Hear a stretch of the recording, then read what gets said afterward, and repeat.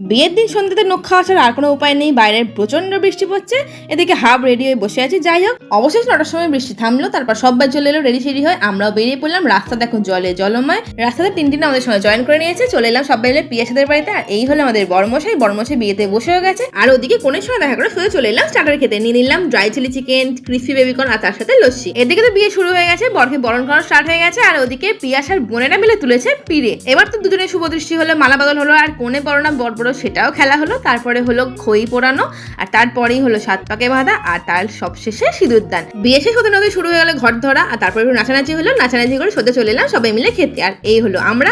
আর বরকনেকে দেখো কি সুন্দর সাজিয়ে খেতে দিয়েছে। প্রথমে পড়ে গেল ডিমের টেবিল। আর এই যে একটু ক্যামেরাম্যানকে দেখিয়ে দিই।